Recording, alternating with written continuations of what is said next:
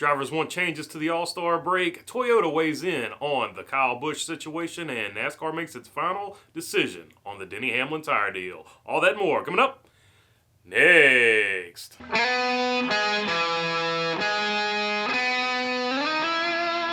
What's going on, everybody? If I haven't earned your subscription, hopefully today is the day I will earn that subscription. All right, NASCAR has made its final decision on the appeal from Joe Gibbs Racing on the number 11 from Denny Hamlin at Dover, where he was exiting pit road, but before he got off pit road, the tire came off.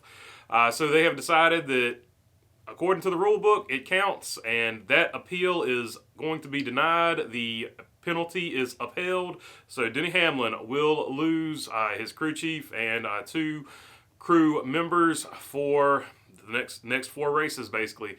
So there was some debate as to whether or not if the tire comes off on pit road, but now we see going forward, even if the tire comes off on pit road, you will lose two crew members and your crew chief for 4 races.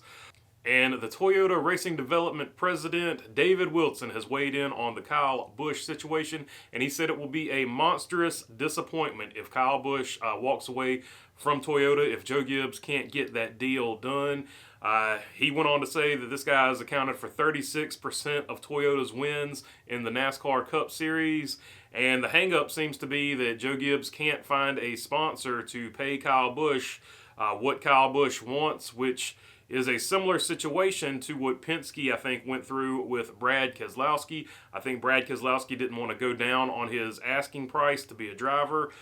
So I think Roush stepped in and offered him a piece of the company, and he seemed to think that that was a better situation for him. So I think that's what ended up being what drove Brad Keselowski away from Roush. So now we have a similar situation at Joe Gibbs, where Kyle Busch is not going to come down from the salary he's been being paid. So he's still going to ask for the money he's been getting, but there is, as of right now, to our knowledge, there is no sponsor stepping up to give Kyle Busch that money, despite his massive amount of talent. Like I said, David Wilson said in that deal, 36% of Toyota's wins has come from one driver, and now that driver can't find a sponsor.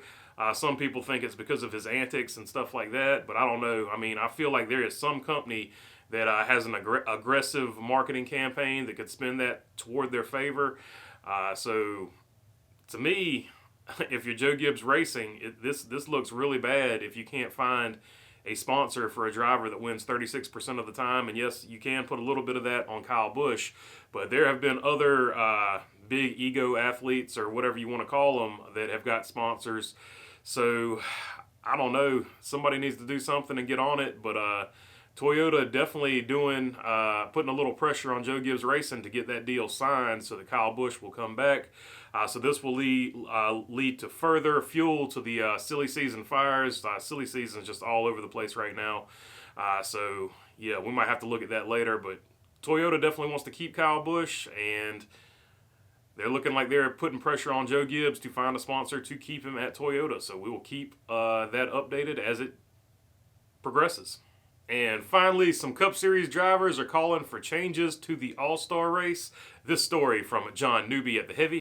The annual NASCAR All-Star race takes place on Sunday, May 22nd, as the Cup Series drivers battle for $1 million. There are several excited about the upcoming battle, but many have called for some significant changes in location and advertising style. Denny Hamlin, Chase Briscoe, Kyle Larson, Chase Elliott, Austin Dillon all spoke about the All-Star race, its changing format, and its location prior to the Cup Series race at Kansas Speedway.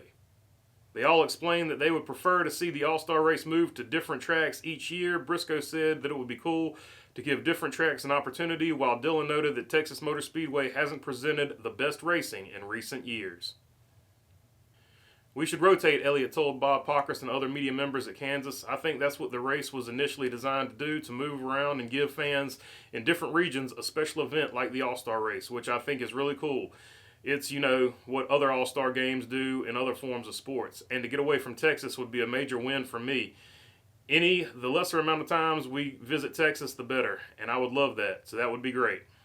And Denny Hamlin would go on to say something to the effect of, we need to stop advertising it as we're racing for $1 million. We need a different type of advertising format because we've been advertising it's a $1 million race for 30 years. So there is a lot of criticism of the All-Star race. They want it to change. The drivers want it to change. The fans want it to change. I personally would like to see NASCAR stick with a All-Star format for more than 1 year for the actual race itself. I would like to see that so that we know what's coming. I don't feel like they need to change the format every single year. And I definitely agree with them that they need to move it city to city. This would be sort of what they could do, like the LA Coliseum would have been a great venue for the All-Star race. You know, if they want to do something like that, just rotate it every year. That way you can try out new places, and if one of those places does well, you can sort of add that cup date to one of these tracks that may lose a cup date. So I think that would be the move going forward. I hope that they rotate the track from here on out as far as advertising goes. Advertise it however you want to. Throw the $1 million in there, but don't make that the only thing you advertise. I would agree with Denny Hamlin on that. But racing for $1 million is still exciting to me. So I don't get exactly that part of it all the way, but I mean, fresh advertising is definitely needed. But racing for $1 million should always be a big deal. I'm glad he's got so much money that racing for $1 million doesn't excite him anymore. But you know, first world problems for him, I guess. But yeah, if you made it this far, feel free to subscribe down below. If you got a comment, leave it down in the comment section. And other than that, thanks for your time. Peace.